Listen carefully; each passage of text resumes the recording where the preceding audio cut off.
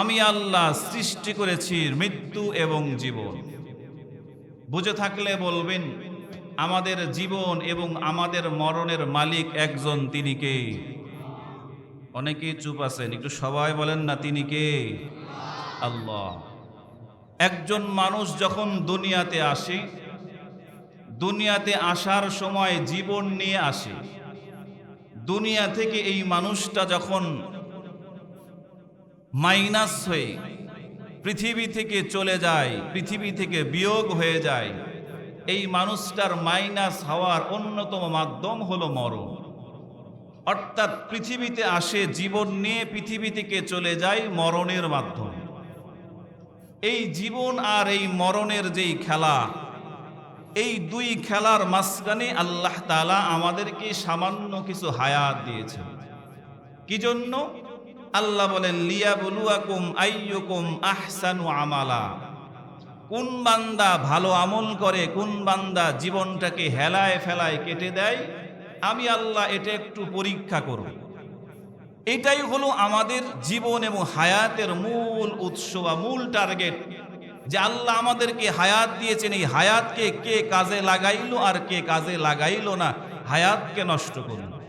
কারণ হায়াতকে নষ্ট করতে করতে এমন এক সময় আসবে, ভালো কাজ করার নিয়ত থাকবে কিন্তু সুযোগ আর থাকবে না। অনেকেই বলে, হুজুর কি বলতো, বয়স 30-35, আরেকটু বয়স হোক, এরপরে দাড়ি রাখবো, এরপরে নামাজ পড়ব। কিন্তু এমন এক সময় আসবে, দাড়ি রাখার ইচ্ছা ছিল, সুযোগ আর হয় নাই।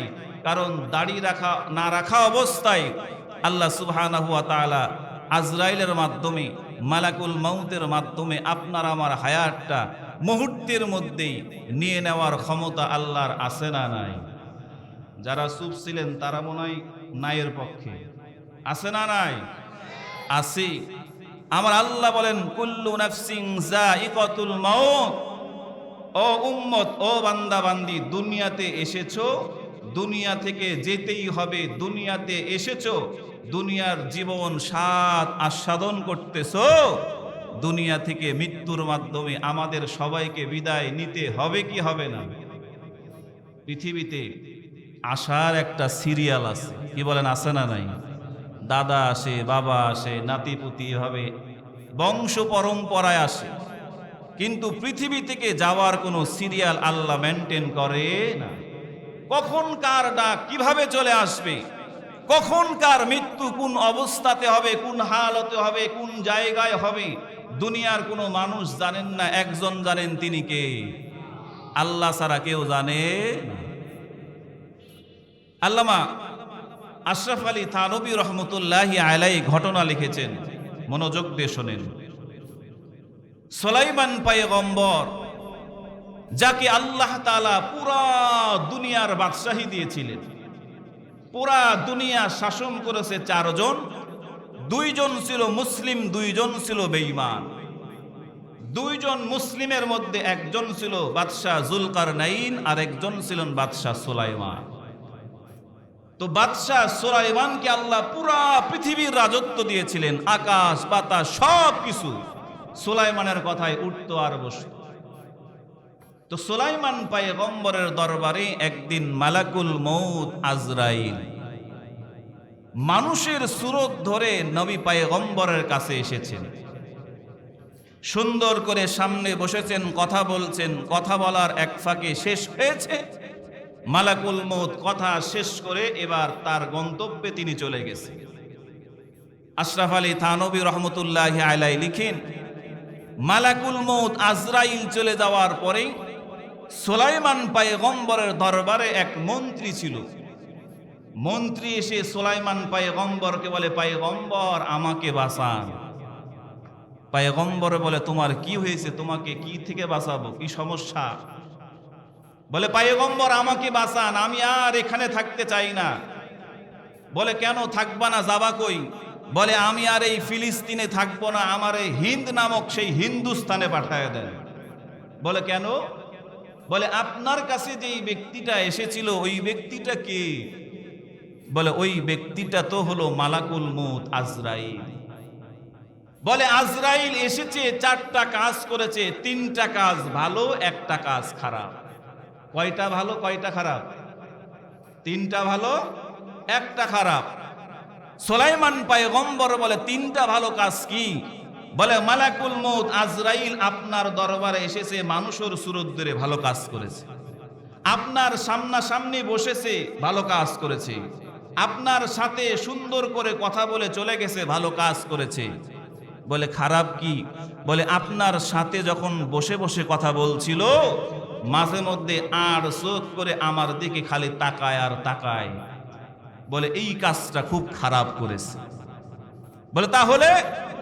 বলে আমি ওর চোখ দেখে আমার ভয় লেগে গেছে, ভয় ধরে গেছে। সামনেবার যদি ও আপনার দরবারে আসে আর আমার দিকে যদি বড় বড় চোখ করে তাকায়, আমি হয়তো আর বাঁচবো না। এজন্য আপনি আমাকে এক কাজ করেন, ফিলিস্তিন থেকে হিন্দে পাঠায় দেন। একটু জবান খুলে বলেন আল্লাহু আকবার। মুসলমান ভাইরা আমার, সুলাইমান পয়গম্বর বলে মন্ত্রী, তুমি ফিলিস্তিনে থাকবা না, তুমি হিন্দে চলে যাবা। ঠিক আছে যাও, কোনো সমস্যা নাই। কিভাবে যাবা? এবার মন্ত্রী বলে বাদশাহ, আল্লাহ তো আপনাকে বাতাসকেও আপনার অনুগামী বানায় দিয়েছেন। বাতাস আপনার কথা মতো চলে, বাতাস আপনার হুকুম পালন করে। ওগো বাদশাহ, আপনি বাতাসকে হুকুম দেন যাতে বাতাস মুহূর্তের মধ্যে আমাকে ফিলিস্তিন থেকে হিন্দুস্তানে পাঠায় দেয়। কিতাবের মধ্যে পাওয়া যায় আল্লাহর পয়গম্বর সুলাইমান বাতাসের মাধ্যমে মুহূর্তের মধ্যেই ওই মন্ত্রীকে ফিলিস্তিন থেকে হিন্দুস্তানে পাঠায় দিয়েছেন। বলেন না সুবহানাল্লাহ। ওই মন্ত্রী হিন্দুস্তানে চলে গেছে। পরের দিন যখন আবার মালাকুল মউত আজরাইল সুলাইমান পয়গম্বরের কাছে এসেছে, এবার সুলাইমান পয়গম্বর মালাকুল মউত আজরাইলকে বলে, আজরাইল কি ব্যাপার? গতকালকে আমার দরবারে আসার পরে আমার মন্ত্রীর দিকে বড় বড় আর চোখ করে কেন তুমি তাকাইছিলা? মালাকুল মউত আজরাইল বলে, পয়গম্বর, আপনার মন্ত্রীর দিকে আর চোখ করে বড় বড় চোখ করে তাকাইছিলাম কারণ কি জানেন? বলে আপনার মন্ত্রী যখন আপনার দরবারে বসে আছি, এটা হলো যোহরের সময়, আর আল্লাহ তাআলা আজকে জান কবজের এই লিস্টিটা আমার হাতে ধরায় দিয়েছেন। ওই জান কবজের লিস্টির মধ্যে আপনার মন্ত্রীর নামটাও লেখা আছে। আল্লাহু আকবার বলেন। বলে ওই লিস্টির মধ্যে আপনার মন্ত্রীর নামটাও লেখা আছে, কিন্তু আপনার মন্ত্রীর জান কবজের স্থান লেখা আছে হাজার হাজার মাইল দূরে ওই হিন্দুস্তানে। বলেন সুবহানাল্লাহ। আমি মন্ত্রীর দিকে তাকাই আর চিন্তা করি কি ব্যাপার? ওই বান্দার মৃত্যু লেখা আছে হিন্দুস্তানে, আসরের সময় তার জানটা কবজ করা হবে, আর ওই বান্দা যোহরের সময় ফিলিস্তিনে বসে আছে হাজার হাজার মাইল দূরে। কি ব্যাপার? তানে যখন আমি চলে গেছি, আমি যাওয়ার পরে তাকায় দেখি ওই মন্ত্রীর জান যেখানে কবজ হওয়ার ফাইসালা আমার আল্লাহ দিয়ে রেখেছেন, ওই জায়গাতে গিয়ে দেখি আপনার মন্ত্রী উপস্থিত। বলেন না সুবহানাল্লাহ। মুসলমান দরদি ভাইয়েরা আমার, আজরাইল বলে আপনার মন্ত্রী ওই জায়গায় হাজির হয়ে গেছে। এবার মালাকুল মউত আজরাইল বলে, পয়গম্বর, আপনার মন্ত্রী যোহরের সময় ছিল ফিলিস্তিনে, আসরের সময় আপনার মন্ত্রী হিন্দুস্তানে গেল কিভাবে? এবার সুলাইমান পয়গম্বর বলে, আজরাইল, তুমি যেই নজর দিয়ে তার দিকে তাকায়ছ, তোমার চোখের চাহনিতে তার দিলের মধ্যে একটা ভয় ঢুকে গেছে, দিলের মধ্যে ভয় ঢুকে গেছে। তুমি চলে যাওয়ার পরে আমার মন্ত্রী বলে, বাদশাহ, আমি আর ফিলিস্তিনে থাকতে চাই না, আমার হিন্দুস্তানে পাঠায় দেন। মুসলমান দরদি ভাইরা আমার, এই ঘটনা থেকে কি বুঝলেন? যেই বুঝার কথা আমার পয়গম্বরে আরো বলেছেন, ক্বালা রাসূলুল্লাহি সাল্লাল্লাহু আলাইহি ওয়াসাল্লাম, ইযা কাদাল্লাহু লিআবদিন আইয়ামুতা বিআরদিন জাআলা লাহু ইলাইহা হাজা। পয়গম্বরে আরবি বলেন, ও কেশরাটের মুসলমান ভাইরা আমার, আল্লাহ রাসূল বলেন, কোন বান্দার মৃত্যু যেই জায়গায় লেখা রাখবে, যেই জায়গায় তার মৃত্যুর ফায়সালা হবে, ওই জায়গায় তার যাওয়ার কোনো কথাও নয়, পরিকল্পনাতেও নাই। কিন্তু আমার আল্লাহ এমন একটা প্রয়োজন ওই জায়গায় সেট করে দিবে, বান্দা ওই জায়গায় যাবে, যাওয়ার সাথে সাথে বান্দার জান কবজের ফায়সালা একজন দিবেন, তিনি কে? দুনিয়া থাকার জায়গা না এ দুনিয়া, দুনিয়া থাকার জায়গা না, না ফেরার দেশে যাইবা একদিন ভেসে, না ফেরার দেশে যাইবা একদিন ভেসে, আর তো ফিরা আইবা না এ দুনিয়া, দুনিয়া থাকার জায়গা না। নাকের কাছে জীবন তোমার, মরণ ঘাড়ের পিছে, পরাণ পাখি দিলে ফাঁকি, সবই তোমার মিছে। নাকের কাছে জীবন তোমার, মরণ ঘাড়ের পিছে, পরাণ পাখি দিলে ফাঁকি, সবই তোমার মিছে। চোখ বুঝিলে একবার তুমি, হায়রে চোখ বুঝিলে একবার আর তো ফিরে আইবা না, দুনিয়া থাকার জায়গা না, দুনিয়া থাকার জায়গা না এ দুনিয়া, দুনিয়া থাকার জায়গা না। মুসলমান দরদি ভাইরা আমার, সুলাইমান পয়গম্বর ওই মন্ত্রী মনে করেছিল আজরাইলের নজরে তার দিলের মধ্যে ভয় ঢুকে গেছে, আজরাইলের কবল থেকে বাঁচার জন্য 1000 মাইল দূরে আল্লাহর বান্দা চলে গেছিল। কিন্তু ওই বান্দার মাথার মধ্যে এটা ঢোকে নাই, পৃথিবীর যেই প্রান্তে যাই না কেন, পৃথিবীর যেখানেই আপনি যাই না কেন, আজরাইলের থাবা থেকে দুনিয়ার কোনো মাখলুকাতের বাঁচা সম্ভব নয়। আমার আল্লাহ বলেন, আইনামা তাকুনু ইউদরিকুকুমুল মাউতু ওয়ালাউ কুনতুম ফি বুরুজিম মুশাইয়াদা। আমার আল্লাহ বলেন, ও আমার বান্দা বান্দিরা, দুনিয়ার কোথায় তুমি চলে যাবা? পাহাড়ের গুহার মধ্যে লুকাইবা, সুদূর দুর্গের মধ্যে তুমি লুকাইবা, দুনিয়ার তুমি যেখানেই যাও না কেন, যে জায়গায় থাকো না কেন, 7 আসমানের উপরে যাও, 7 জমিনের নিচে যাও, সমুদ্রের তলে যাও, আজরাইলের থাবা থেকে দুনিয়ার সৃষ্টি জগতের কোনো মাখলুকাতের বাঁচা সম্ভব নয়। বলেন ঠিক কিনা? আজরাইল আসবে, আজরাইলকে ফাঁকি দেওয়া যাবে না। বাড়ির কর্মকর্তা, অফিসার, সবাইকে আপনি ফাঁকি দিতে পারবেন, বসকেও আপনি ফাঁকি দিতে পারবেন, মা বাবা ভাই ব্রাদার প্রশাসন সবাইকেই কোনো না কোনো ওসিলায় ফাঁকি দেওয়া যায়। কিন্তু মালাকুল মউত আজরাইলকে ফাঁকি দেওয়ার কোনো অপশন আছে না? নাই, কোনো অপশন নাই।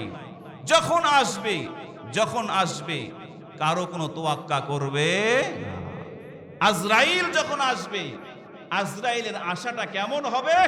আমার আল্লাহ তাআলা বলেন, ওয়াজাআত সাকরাতুল মাউত বিল হক। আজরাইল যখন আপনার আমার মৃত্যুর পয়গামটা নিয়ে আসবে, বলে এই মৃত্যুর পয়গামটা হবে কষ্টদায়ক, কষ্টদায়ক, কষ্টদায়ক। বলে কেমন কষ্ট?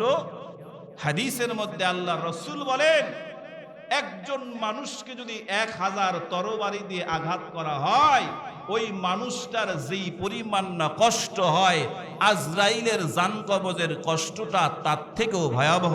একটু জবান খুলে বলেন আল্লাহু আকবার। মুসলমান ভাইরা আমার, মূসা পয়গম্বর, আল্লাহ নবী মূসা পয়গম্বর মালাকুল মউত আজরাইলকে বলে, আজরাইল রে, তুমি তো মানুষের জান কবজ করো, তুমি তো মানুষের জানটা নিয়ে নাও। মূসা পয়গম্বর বলে, আজরাইল রে, মানুষের জান কবজ করো তুমি। বলে মানুষের জান কবজ করতে কেমন কষ্ট হয়, কেমন বেদনা হয়, সাকরাতের কেমন কষ্ট হয়।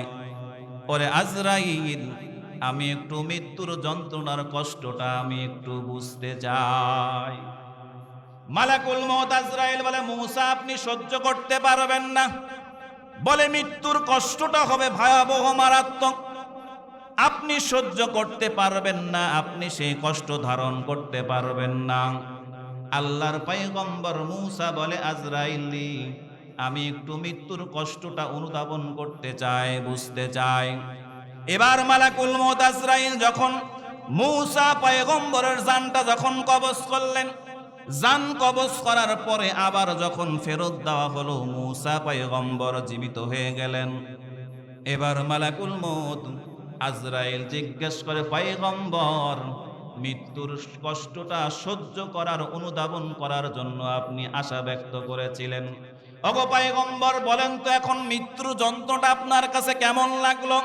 মূসা পয়গম্বর বলে, মালাকুল মউত আজরাইল, একটা জীবন্ত পাখিকে যদি একটা উত্তপ্ত পানির মধ্যে, ড্যাগের মধ্যে যদি ফেলে দেওয়া হয়, ওই পাখিটার যেই পরিমাণ না কষ্ট হয়, একজন মানুষের জান কবজের কষ্টটাও তার থেকে ভয়াবহ। বলেন নাউজুবিল্লাহ। এর থেকেও কষ্টদায়ক হলো মৃত্যুর কষ্ট। অমুসলমান দরদি ভাইয়েরা আমার, শুধু কি তাই, আমার আপনার পয়গম্বরের কেমন কষ্ট হয়েছিল সংক্ষেপে শুনেন। লম্বা হাদিসের মধ্যে পাওয়া যায়, আল্লাহ রসুলের কাছে যখন মালাকুল মউত আজরাইল আসলেন, আজরাইল আসার পরে বলেন, পয়গম্বর, আমি আপনার জানটা কবজ করতে চাই, আপনি যদি আমাকে অনুমতি দেন। আল্লাহ রসুল মালাকুল মউত আজরাইলকে অনুমতি দিয়ে দিলেন। এবার মালাকুল মউত আজরাইল যখন আল্লাহর রসুলের জান কবজ করার জন্য সিনার মধ্যে যখন হাতটা আগায়, আল্লাহর রসুল বলে, আজরাইল, আমার এত কষ্ট হচ্ছে কেন, এত কষ্ট হচ্ছে কেন? মালাকুল মউত আজরাইল বলে, পয়গম্বর, আপনার কেমন কষ্ট হইতেছে? আল্লাহর রসুল বলে, মালাকুল মউত রে, আমার মনে হয় তুমি জানো, সেই লম্বা উহুদ পাহাড়টা আমার সিনার মধ্যে চেপে ধরেছে। বলেন আল্লাহু আকবার। আল্লাহ রাসূল বলে, এই পরিমাণ কষ্ট আমার হইতেছে। মালাকুল মউত আজরাইল বলে, পয়গম্বর, আমি দুনিয়াতে যত মানুষের জান কবজ করেছি, সবচাইতে সহজ ভাবে, সবচাইতে আসান ভাবেই তো আপনার জানটা কবজ করতেছি। রাসূল আরবি বলেন, আজরাইল, সহজের কষ্টটাই যদি এত কষ্টদায়ক হয়, না জানি আমার গুনাহগার উম্মতের মৃত্যুর যন্ত্রটা কত কষ্টদায়ক হবে। জবান খুলে বলেন আল্লাহু আকবার। মুসলমান দরদি ভাইয়েরা আমার, রাসূল মৃত্যুর সময় আপনার আমার মৃত্যুর কষ্টটা কেমন হবে আর চিন্তাটাও রাসূল করেছেন।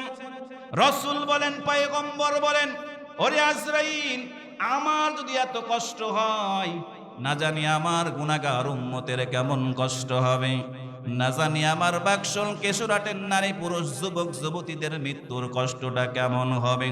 ওরে আজরাইল, তুমি একটু বলে দাও, আমার উম্মতের মৃত্যুর কষ্টটা সহজ হওয়ার কোনো উপায় আছে কিনা? আল্লাহর রাসূলের কথা শোনার পরেই মালাকুল মউত আজরাইল বলে, পয়গম্বর, আপনার কোনো উম্মত যদি 5 ওয়াক্ত নামাজ পড়ার পরে আয়াতুল কুরসির আমল যদি আপনার কোনো উম্মত করে, ওই উম্মতের মৃত্যুর কষ্টটা সহজ করে দিবেন একজন, তিনি কে? 5 ওয়াক্ত নামাজের পরে আয়াতুল কুরসির আমল করলে। আরেক হাদিসের মধ্যে রাসূল বলেন, যেই বান্দা বান্দি 5 ওয়াক্ত নামাজের পরে আয়াতুল কুরসির আমল করবে, আমার রাসূল বলেন, ওই বান্দা বান্দির মাঝখানে মৃত্যু এবং জান্নাতের মাঝখানে পার্থক্য হলো। ওই বান্দা বান্দি এবং জান্নাতের মাঝখানে পার্থক্য হলো মৃত্যু। তার মানে এই আমলটা বান্দা বান্দি করবে, মৃত্যুর সাথে সাথে জান্নাতে মেহমান হয়ে যাবে। বলেন সুবহানাল্লাহ। আতিনা ফি দারে দুনিয়া না হাসান, আতিনা ফি দারে উকবা না হাসান, ইয়া গিয়াসাল মুস্তাগীসিন হাদিনা লাফতিখারা বিল উলুমি ওয়াল গিনা। তাহলে 5 ওয়াক্ত নামাজের পরে আমল কি বললাম? আয়াতুল, নামাজের আগে না পরে? নামাজ পড়ে না না পড়ে? এই জন্য বলাই দিছি, আমাদের দেশে কিছু পাবলিক আছে, কেমন জানেন, ডাক্তারের কাছে গেছে, ডাক্তার বলে সকালে আর রাতে রুটি খাইতে হবে। কি রুটি? ডাক্তারের কাছ থেকে আসার সময় বলে, ডাক্তার সাহেব, সকালে আর রাতে তো রুটি খাবো, রুটিটা কি ভাত খাওয়ার আগে না পরে? ওমা, এমন ঘটনা আপনারা শুনেন নাই? রুটি তো খেতে হবে, ভাত টোটালি বন্ধ। সে প্রশ্ন করে ডাক্তার সাহেব, রুটি যে খাবো ভাত খাওয়ার আগে না পরে? এরকম কিছু টাউটও আছে। হুজুর, হুজুর বলেছে আয়াতুল কুরসির আমল করলে জান্নাত পাওয়া যাবে, মৃত্যুর পরে সরাসরি জান্নাত, অথচ নামাজের খবর নেই। এমন আছে না নাই? নামাজ পড়ে না, আয়াতুল কুরসির আমল করে। সারা জিন্দেগি নামাজ না পড়ে আয়াতুল কুরসির আমল করলে কাজ হবে? কাজ হবে না। আমাদের দেশে তো এমন মুসল্লিও পাওয়া যায়, আপনাদের এলাকায় আছে কিনা আমার জানা নাই। সপ্তাহে একদিন যায় মসজিদ। কয়দিন? বছরে 2 ঈদ। কেউ মারা গেলে জানাজা, তাও আবার ওযু ছাড়া। আপনাদের এলাকায় এরকম মুসল্লি নাই? বছরে 2 ঈদ, সপ্তাহে একদিন, কেউ মারা গেলে জানাজা, তাও আবার ওযু ছাড়া। এমন মুসল্লি আছে না নাই? আল্লাহ এদেরকে হেদায়েত দান করুক। সকলে বলছে আল্লাহুম্মা আমিন। আর আমাদের সমাজের কত যুবক আর যুবতী আছে সারা রাত গজবের মোবাইল টিপতে টিপতে 2:30, 3টা, 4টা বাজে।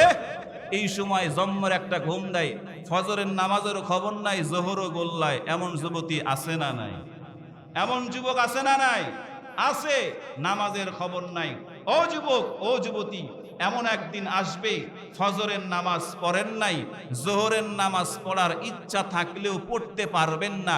জোহরের নামাজে আপনি মসজিদে যাবেন, কিন্তু আপনি ইমামের পিছনে দাঁড়াবেন না, ইমামের সামনে দাঁড়াবেন। ইমামের সামনে দাঁড়ালে ওটারে কি জোহরের নামাজ বলে? কিসের নামাজ? ইমামের পিছনে দাঁড়ালে নামাজ, সামনে দাঁড়ালে কিসের নামাজ? জানাজার নামাজে লাশ কি সামনে রাখে না পিছনে রাখে? সবাই বলে সামনে। তাহলে ফজর পড়ে নাই, জোহরের সময় মসজিদে গেছে, কিন্তু জিন্দা যেতে পারে নাই। জোহরের সময় লাশটা হয়েছে ইমাম সাহেবের সামনে। তার মানে জোহর পড়ার সামর্থ্য আর হয় নাই। ডাইরেক্ট ফজর নাই, জোহর নাই, ডাইরেক্ট জানাজার নামাজ। এমন হওয়ার সম্ভাবনা আছে না নাই? কেমন করে ঘুমাও তুমি ফজর করে কাজা, এমন তো হতে পারে জোহরে জানাজা তোমার, এমন তো হতে পারে জোহরে জানাজা। কি বলেন, পারে কি পারে না?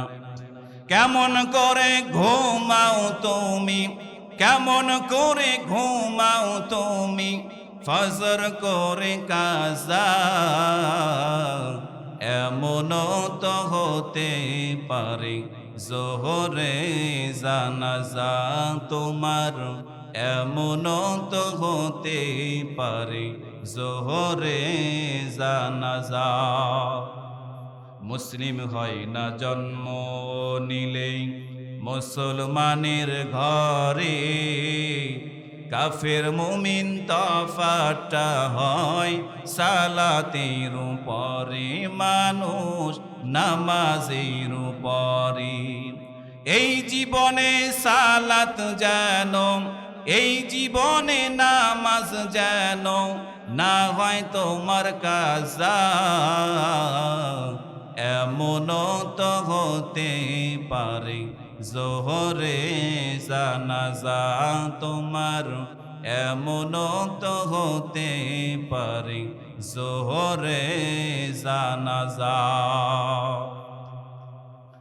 মুসলমান দরদি ভাইয়েরা আমার, আমার আপনার পয়গম্বরকে মালাকুল মউত আজরাইল জানাই দিল, পয়গম্বর আপনার উম্মত যদি 5 ওয়াক্ত নামাজ পড়ার পরে আয়াতুল কুরসির আমল করে, আপনার উম্মতের জান কবজের কষ্টটা সহজ করে দিবেন একজন, তিনি কে?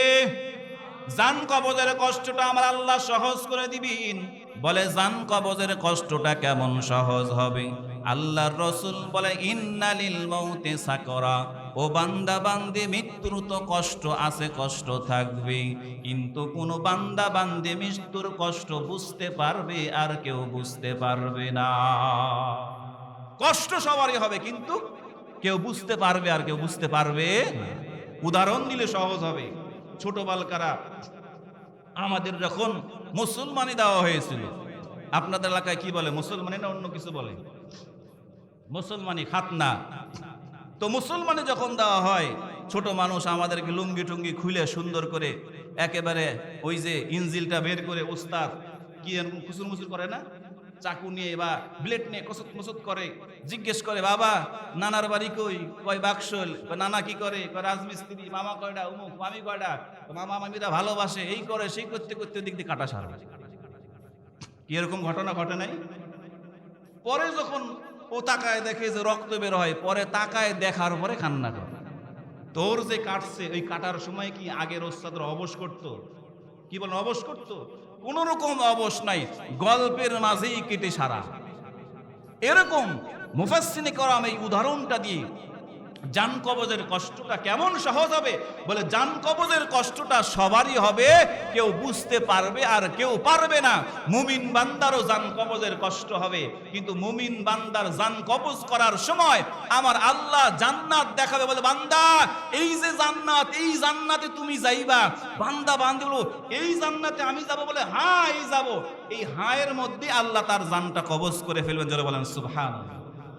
জান কবজের কষ্ট সবার হবে, কিন্তু পার্থক্য হলো কেউ বুঝতে পারবে আর কেউ বুঝতে পারবে। তাহলে সহজ হওয়ার জন্য আমল কি বললাম? 5 ওয়াক্ত নামাজের পরে কি পড়বেন? পারা যাবে তো ইনশাআল্লাহ।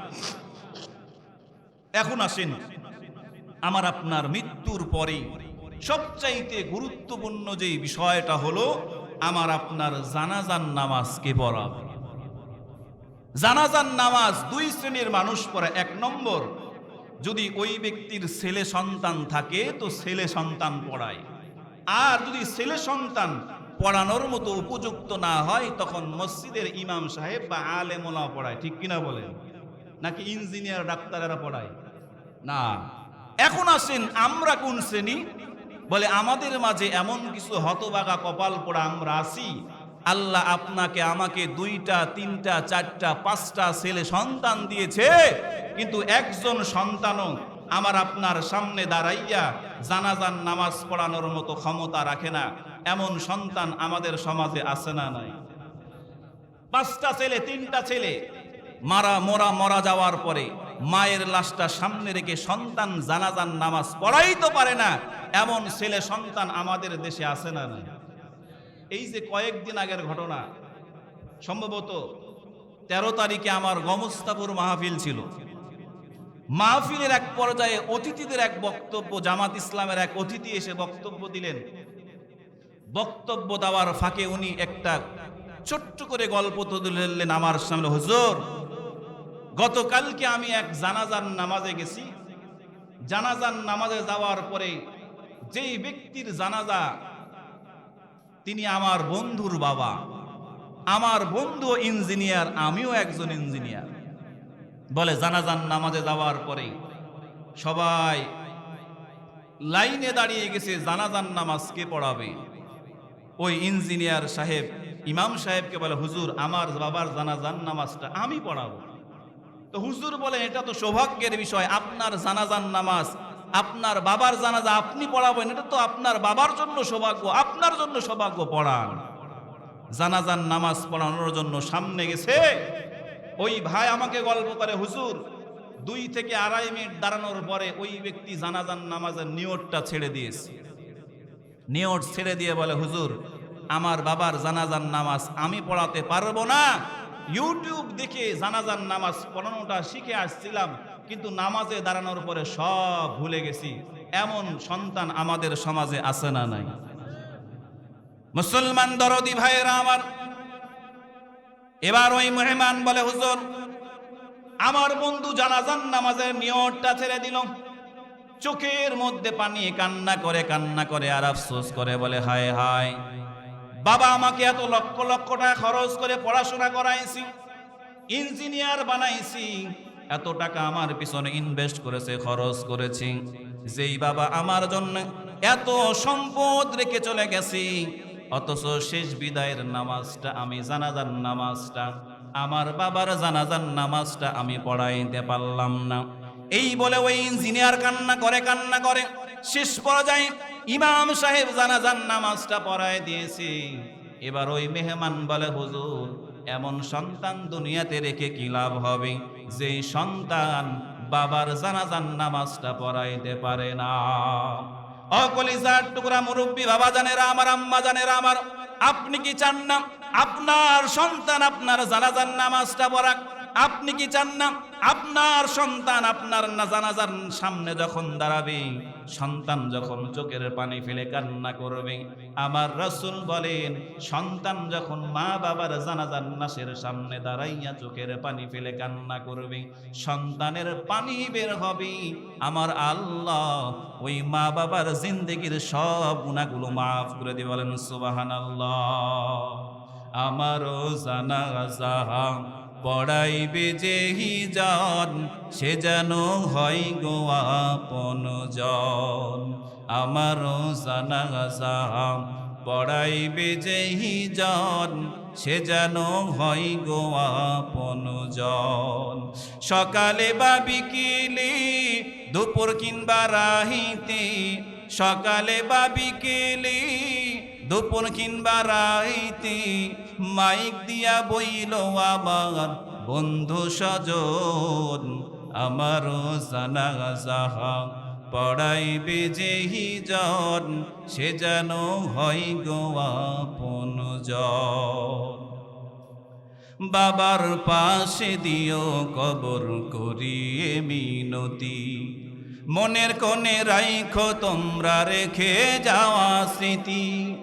আমায় বাবার পাশে দিও কবর করিয়ে মিনতি, মনের কোণে রাইখো তোমরা রেখে যাওয়া স্মৃতি। চার কালিমা শোনাই দিও, চার কালিমা শোনাই দিও, আসিলে সমন। আমারও জানাজা পড়াইবে যেহি জন, সে যেন হয় গো আপনজন। আমারও জানাজা পড়াইবে যেহি জন, সে যেন হয় গো আপনজন। ও কেশরহাটের মুসলমান ভাইয়েরা আমার, ও আম্মা জানেরা আমার, আপনার কি মন চায় না আপনার কলিজার টুকরা সন্তানটা আপনার লাশের সামনে দাঁড়াইয়া জানাজার নামাজ পড়ো?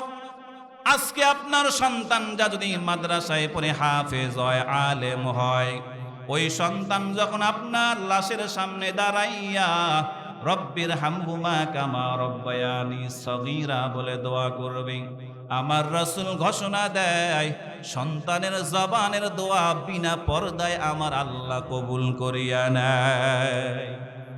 আজকে যদি এই মাদ্রাসায় পড়ে আপনার সন্তান হাফেজ হয়, আলেম হয়, আমি তো বলি হাফেজ আলেম সবাইকে হওয়ার দরকার নাই, বরং আপনার সন্তান স্কুলে পড়ুক, কলেজে পড়ুক, ভার্সিটিতে পড়ুক, আপনার সন্তান পুলিশ হোক, র্যাব হোক, আর্মি হোক, বিডিআর হোক, আপনার সন্তান সরকারি চাকরি করে কোনো সমস্যা নাই, কিন্তু আপনার সন্তানকে স্কুলে দেওয়ার আগে 2 বছর 3 বছর যদি নুরানি মাদ্রাসায় যদি পড়ে, নুরানি মাদ্রাসায় পড়ার কারণে আপনার সন্তানের নামাজটা শুদ্ধ হয়ে যাবে, কোরআন তেলাওয়াত শুদ্ধ হয়ে যাবে।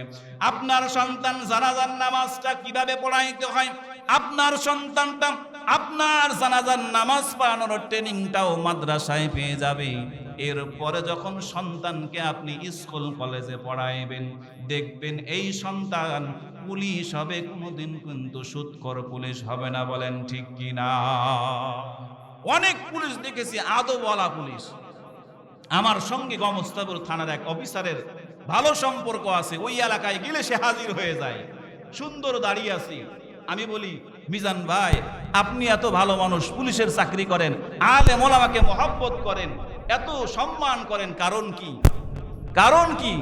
বলে, হুজুর ছোটবেলায় মক্তবে পড়েছি, ছোটবেলায় মাদ্রাসায় পড়েছি, ছোটবেলায় ওস্তাদেরা শিখাইছে আলেম ওলামা নবীদের ওয়ারিস, আলেম ওলামাকে মহব্বত করা মানে আল্লাহকে মহব্বত করা।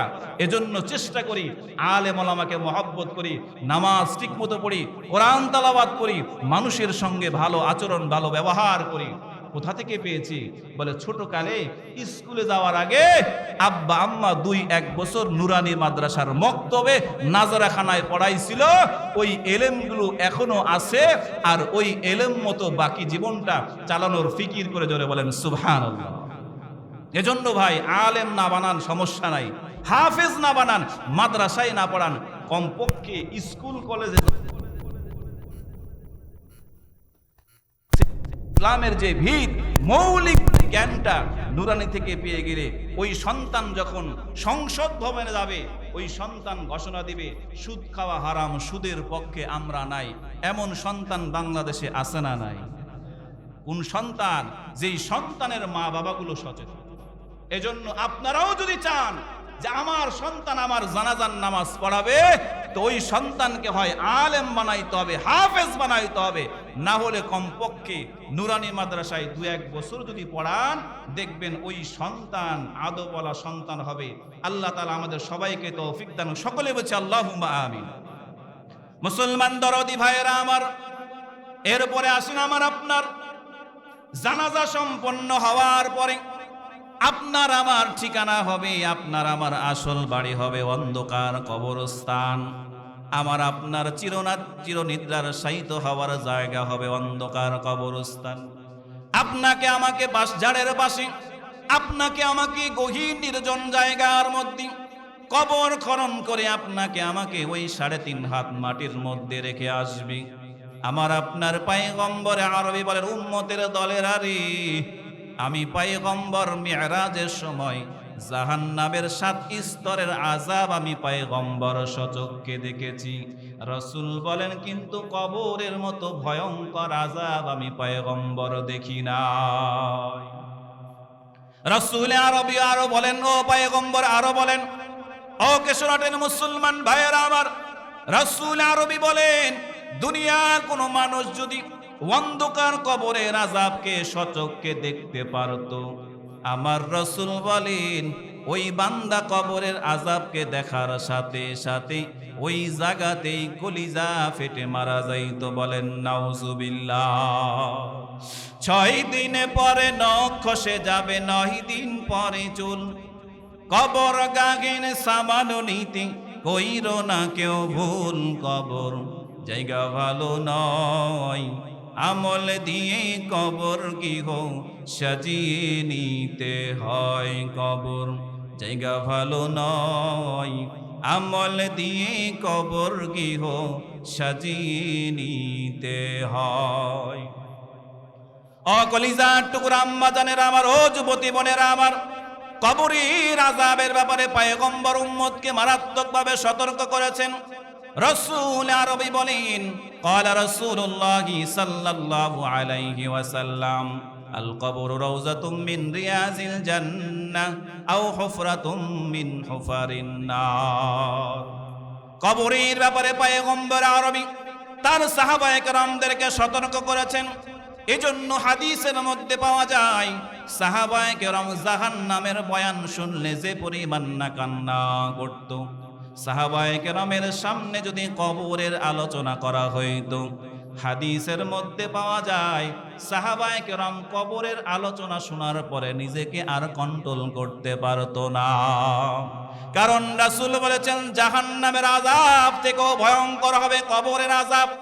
এই জন্য কবরের আলোচনা শোনার পরে সাহাবায়ে কেরাম নিজেকে কন্ট্রোল করতে পারতো না।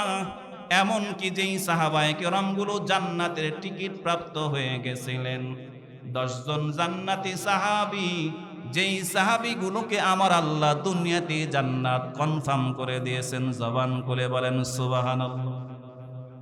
যেই সাহাবায়ে কেরামকে আমার আল্লাহ দুনিয়াতে জান্নাতের টিকিট কনফার্ম করে দিয়েছেন, তার মধ্যে 1 নম্বর হযরত আবু বকর।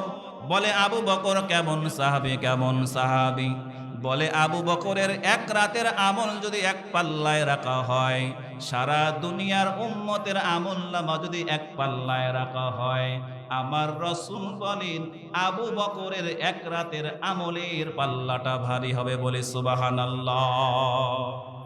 রাসূল আরবি বলেন, হিজরতের রাতে যখন আল্লাহর রাসূল আবু বকরের দরজার মধ্যে যে কড়া দিলেন, আবু বকরের দরজার মধ্যে আস্তে করে নাড়া দিলেন আর ডাক দিলেন আবু বকর।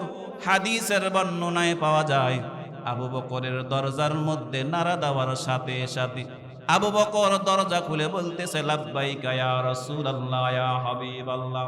ও ওগো পয়গম্বর, আমি হাজির, আমি উপস্থিত। আল্লাহর রাসূল আবু বকর রে, 6 মাস আগে তোমাকে বলেছিলাম তুমি আমার সঙ্গে হিজরতের সঙ্গে হবে। আজকে 6 মাস পরে তোমার দরজার মধ্যে নাড়া দিলাম, তুমি দ্রুত দরজাটা খুলে দিলা কিভাবে? এবার আবু বকর বলে, পয়গম্বর, আপনি 6 মাস আগে আমাকে যখন বলেছিলেন আবু বকর তুমি আমার হিজরতের সঙ্গী হবা, হিজরতের সাথী হবা, ওগো পয়গম্বর, ওই 6 মাস থেকে শুরু করে আজ পর্যন্ত আমি আবু বকর 6 মাসের রাত যত গেছি, একটা রাতও আমি আবু বকর পিঠটাকে বিছানার সঙ্গে লাগাই নাই। বলেন সুবহানাল্লাহ। বলি, ইয়া রাসূলুল্লাহ, আমি আবু বকর আমার পিঠটাকে বিছানার সঙ্গে লাগাই নাই, দরজার মধ্যে কান লাগাইছিলাম। আপনি কখন এসে আমাকে ডাক দিবেন, আমি কখন আপনার ডাকে সাড়া দিয়ে আপনার হিজরতের সঙ্গী হয়ে যাব? আমার রাসূল বলেন, আবু বকরের হিজরতের এক রাতের আমলনামা সমস্ত উম্মতের আমলনামার পাল্লা থেকেও ভারী। যেই উম্মতের আমলনামার পাল্লা থেকেও আবু বকরের আমলনামার পাল্লাটা এত ভারী হওয়ার পরেও এই আবু বকর, যাকে আমার আল্লাহ জান্নাতের সুসংবাদ দেওয়ার পরেও হাদিসের মধ্যে পাওয়া যায়, রাসূল আরবী বর্ণনা করেন, রাসূল আরবী বর্ণনা করেন, আল্লাহর রাসূল বলেন, আমি একদিন গভীর রাতে আমার হুজরার মধ্যে শুয়ে আছি। রাসূল বলেন, হঠাৎ করে মসজিদে নববীর মধ্যে কান্নার আওয়াজ পাওয়া গেল। রাসূল ভাবলেন, কি ব্যাপার, এত রাতে মসজিদে নববীর মধ্যে কে কান্না করে, কে কান্না করে? আল্লাহ রাসূল হুজরা শরীফের দরজাটা খুলে মসজিদে নববীর দিকে আগায় গেলেন। মসজিদে নববীতে যাওয়ার পরে তাকায় দেখি হযরত আবু বকর নামাজের মধ্যে দাঁড়াইয়া দাঁড়াইয়া চোখের পানি ফেলে কান্না করে। নামাজ শেষ হওয়ার পরে আল্লাহর রাসূল বললে, আবু বকর, কি ব্যাপার? গভীর রজনীতে না ঘুমাইয়া মসজিদে নববীর মধ্যে কেন কান্না করো, কেন কান্না করো? আবু বকর বলে, ইয়া রাসূলুল্লাহ, যেদিন থেকে আপনি বলেছেন অন্ধকার কবর, যেই কবরের আযাবটা মারাত্মক ভয়ঙ্কর হবে, ওগো পয়গম্বর, কবরের আযাবের কথা শোনার পরে আমার আর বিছানায় পিঠ লাগে না। ওগো পয়গম্বর, কবরের কথা মনে হলেই যেন আমার ঘুমটা ভেঙে যায়, বিছানায় আর মন টিকে না। এজন্য অন্ধকার কবর থেকে বাঁচার জন্য, অন্ধকার কবরের আমলনামা গোছানোর জন্য গভীর রজনীতে মসজিদে বসে বসে কান্না করে। বলেন সুবহানাল্লাহ। 6 দিন পরে নখ কষে যাবে, 9 দিন পরে চুল, কবর গাগের সামান নীতি কইর না কেউ ভুল। কবর জায়গা ভালো নয়, আমল দিয়ে কবর গৃহ সাজিয়ে নিতে হয়। কবর জায়গা ভালো নয়, আমল দিয়ে কবর গৃহ সাজিয়ে নিতে হয়। 17 দিন পেটে ফেটে শেষ পোকার খাদ্য হবে, 60 দিন পরে গোশত থাকবে না, কঙ্কাল পড়ে রবে। 90 দিনে হাড়গুলি সব, 90 দিনে হাড়গুলি সব আলাদা হয়ে রয়। কবর জায়গা ভালো নয়, আমল দিয়ে কবর গৃহ সাজিয়ে নিতে হয়। কবর জায়গা ভালো নয়, আমল দিয়ে কবর গৃহ সাজিয়ে নিতে হয়। আমল দিয়ে কবর গৃহ সাজিয়ে নিতে হয়। মুসলমান দরদি ভাইয়েরা আমার, ওই অন্ধকার কবরের ভয় আমার আপনার দিলের মধ্যে নাই। যেই কবরের ভয় জান্নাতের টিকিট প্রাপ্ত সাহাবায়ে কেরামের দিলের মধ্যে পাওয়া যায়। হাদিসের মধ্যে পাওয়া যায়, একদিন হযরত ওমর ফারুক রাদিয়াল্লাহু তাআলা আনহুর সামনে এক গোলাম এসেছে। গোলাম আসার বলে আবু বকরকে ডাক দিয়ে বলে, ও খলিফাতুল মুসলিমিন হযরত ওমর। ওই গোলাম এবার হযরত ওমরকে ডাক দিয়ে বলে, খলিফা, আপনার জন্য আমি এক গ্লাস দুধ হাদিয়া হিসাবে নিয়ে এসেছি। হযরত ওমর ওই দুধের হাদিয়াটা পান করলেন। দুধের হাদিয়াটা পান করার পরে এবার হযরত ওমর বললেন, গোলাম রে, এই দুধটা তুমি কোথায় পেয়েছো, কোথায় পেয়েছো? ওই গোলাম বলে, খলিফাতুল মুসলিমিন, প্রতিদিন একটা লিস্টি আছে, সরকারি উট থেকে যেই দুধগুলো হয়, দুধগুলো গরিব সাহাবাদের মাধ্যমে বন্টন করে দেওয়া হয়। আজকে আমি আমার ভাগে সরকারি উটের দুধগুলো আমি ভাগে পেয়েছি, ওইখান থেকে আমি এক গ্লাস দুধ আপনাকে হাদিয়া দিয়েছি। হযরত ওমরে ফারুক রাদিয়াল্লাহু তাআলা আনহু বলে, তুমি আমাকে দুধ দিয়েছো হাদিয়া, এই দুধ আমার জন্য হালাল হয়েছে, কিন্তু এই দুধটা তো হলো সরকারি সামানার সরকারি উটের দুধ। ওরে গোলাম, কবরের মধ্যে যাওয়ার পরে আমার আল্লাহ যদি আমাকে প্রশ্ন করে, ও ওমর, দুনিয়াতে সরকারি উটের দুধ পান করেছিলা কেন? হযরত ওমর বলে, গোলাম রে, এই প্রশ্নের জবাব দেওয়ার ক্ষমতা আমার নাই, কারণ অন্ধকার কবর হলো মারাত্মক জায়গা। আমার রাসূল বলেন, আল কবরু আউয়ালু মানাজিলিল আখিরাহ। পয়গম্বর আরবি বলেন, এই কবরটা হলো পরকালের প্রথম ঘাঁটি। রাসূল আরবি বলেন, কোন বান্দা বান্দি যদি এই কবরের মধ্যে একবার যদি নাজাত পেয়ে যায়, রাসূল বলেন তার জান্নাতে যাওয়া কেউ ঠেকাইতে পারবে না। আর কোন বান্দা বান্দি যদি কবরের মধ্যে একবার ধরা খেয়ে যায়, আমার রাসূল বলেন তার জাহান্নামে যাওয়াটাও কেউ ঠেকাইতে পারবে না। চিন্তা করে দেখো না, কবরে কি যাইবা না। চিন্তা করে দেখো না, কবরে কি যাইবা না। যেই কবরে আল্লাহ ছাড়া বন্ধু কেহ থাকবে না, যেই কবরে আল্লাহ ছাড়া বন্ধু কেহ থাকবে না। চিন্তা করে দেখো না, কবরে কি যাইবা না। চিন্তা করে দেখো না, কবরে কি যাইবা না।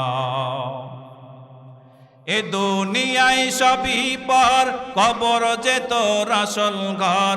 এ দুনিয়ায় সবই পর, কবর যে তোর আসল ঘর। কেমনে সে তাই থাকবি পড়ে, শুধুই মাটির বিছানা। কেমনে সে তাই থাকবি পড়ে, শুধুই মাটির বিছানা।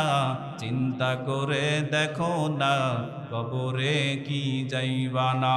চিন্তা করে দেখো না, কবরে কি যাইবা না। এ দুনিয়া ছাড়িয়া কোথায় যাইবা ভাগিয়া। এ দুনিয়া ছাড়িয়া কোথায় যাইবা ভাগিয়া। মরণ তোমায় লইবে ঘিরে, যতই করো বাহানা। মরণ তোমায় লইবে ঘিরে, যতই করো বাহানা। চিন্তা করে দেখো না, কবরে কি যাইবা না। চিন্তা করে দেখো না, কবরে কি যাইবা না। দিলে ভরা অহংকার, চিনো না আজ খোদার ঘর। দিলে ভরা অহংকার, চিনো না আজ খোদার ঘর। নামাজের লাগিয়া কি তোর মোটেও মায়া লাগে না। নামাজের লাগিয়া কি তোর মোটেও মায়া লাগে না। চিন্তা করে দেখো না, কবরে কি যাইবা না। চিন্তা করে দেখো না, কবরে কি যাইবা না। যেই কবরে আল্লাহ ছাড়া বন্ধু কেহ থাকবে না। যেই কবরে আল্লাহ ছাড়া বন্ধু কেহ থাকবে না। চিন্তা করে দেখো না, কবরে কি যাইবা না। অবশেষের ঠিকানা শুধুই মাটির বিছানা। মুসলমান দরদি ভাইয়েরা আমার, আমার আপনার ঠিকানা হবে অনন্তকার কবর।